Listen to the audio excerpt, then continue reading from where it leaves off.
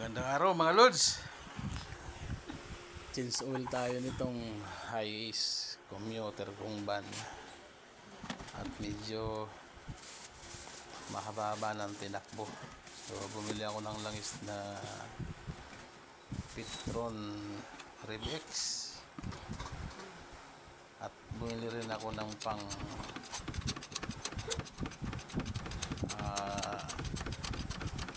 washing, 2 litro lang.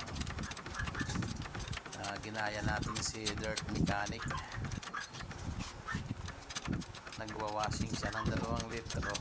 Pinapandar niya muna ng mga 5 minuto. Saka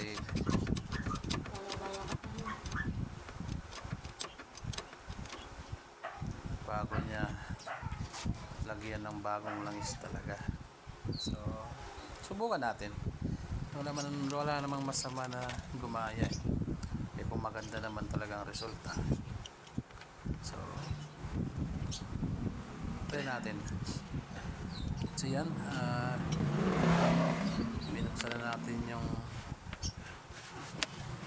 drillage ng crankshaft nya para sa drill ng langis na luma at nang mapalitan natin. So ayan, napakaitim na mga Lods. Talagang very used na yung langis. Kailangan talaga natin i-change oil. So baka Lods, pwede naman makiusap sa inyo para like and subscribe naman para naman tayo lalong ganahan na gumawa ng video tutorial kahit sa simpleng pag-video. Pagbigay rin tayo ng idea sa iba kung alin ang magandang dapat gawin sa pag-change oil. So medyo mahirap lang ang pagdukot sa ilalim, lalo na pag Hiace dahil mababa ang Hiace. So kailangan natin gamitan ng jack. So bali 3 jack yung gamit ko dyan for safety natin mga Lods. So yun, na-train ko na.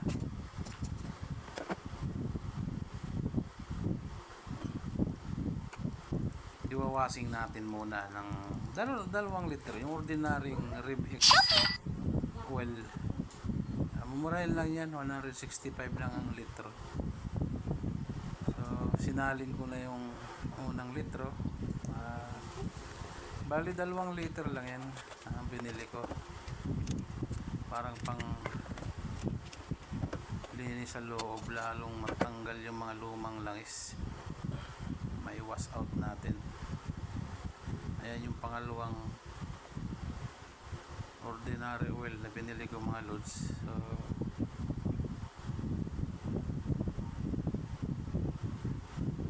tapos niyan,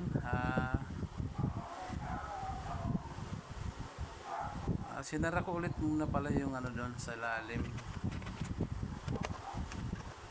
sa drainage ng crankshaft. So tinakpan muna natin, paandarin muna natin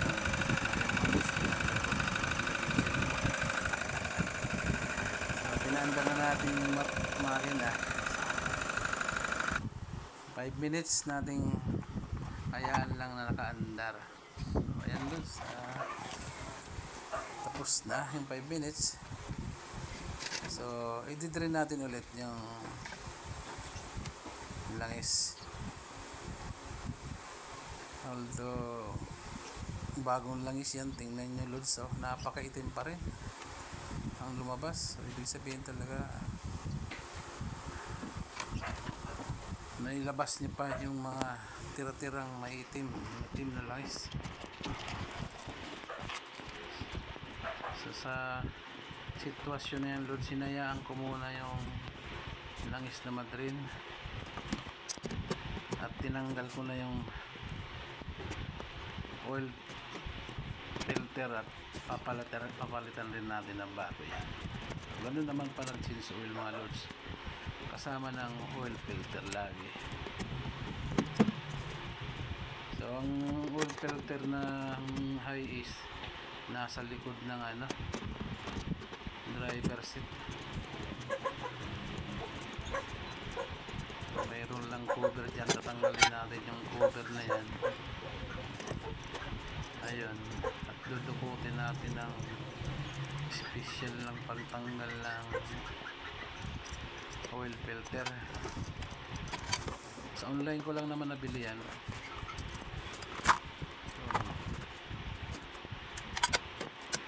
Parang gagamba, pananggal ng oil filter. So, malambot lang naman yan, lods. Hindi naman ganun katigasan. Ayan, natanggal ko na. So yun yung bago natin. Toyota talagang tatak nya. Sa online ko rin nabili yan mga lods. So yan, sukat na natin yung bago.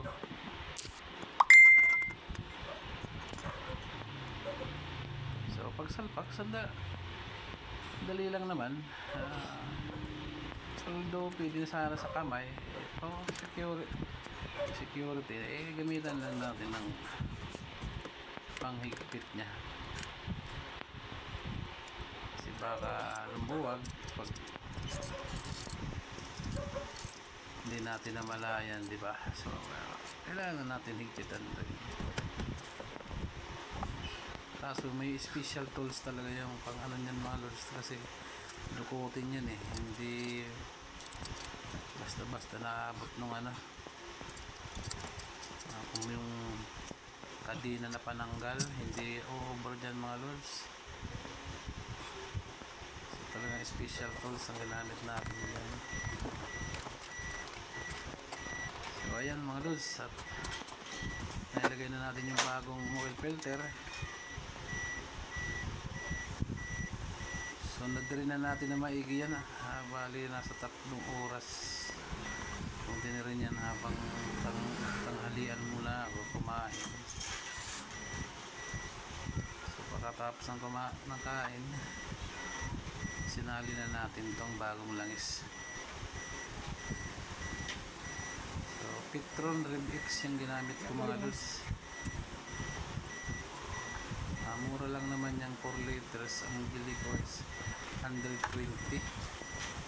yung 4 liters na yan.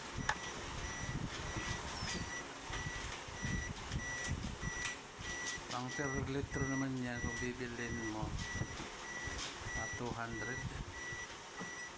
ang isa. So bali 6 lang yung nabili ko. Mag-a-add na lang ako ng kalahati.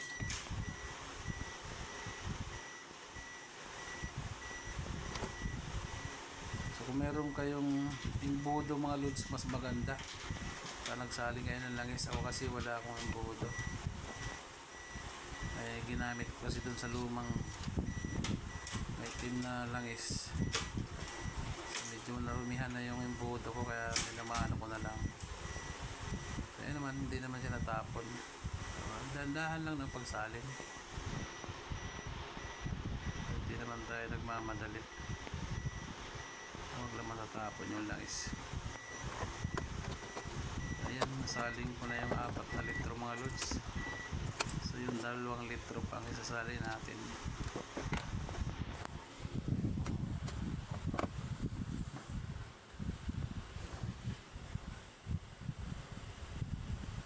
Advisable mga lods sa pag-change oil, 10,000 kilometer. Pagbaguan lang is siyempre mas magandang hatak ng makina.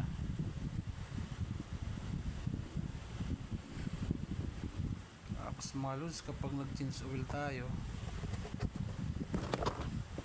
palit na rin tayo ng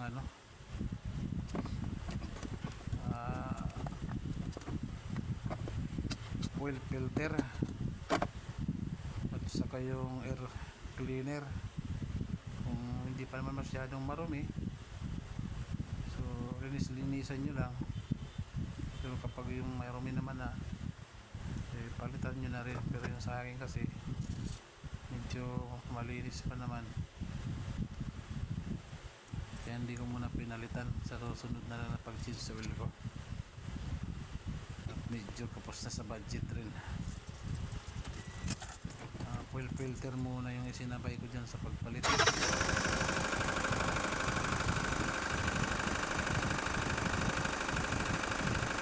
Ayan mga boss, at pinaandar na natin. So napakaganda na ng andar kasi bago na rin yung oil filter nyan, so bagong change oil pa. So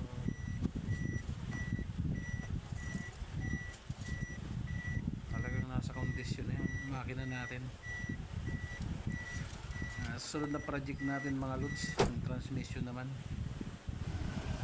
medyo nagdadrag na yung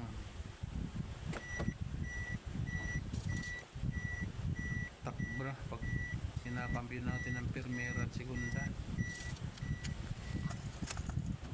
So i-video natin ulit palit tayo ng set ng clutch lining, clutch disc, release bearing, cylinder bearing. So patutulong tayo dyan sa pinsan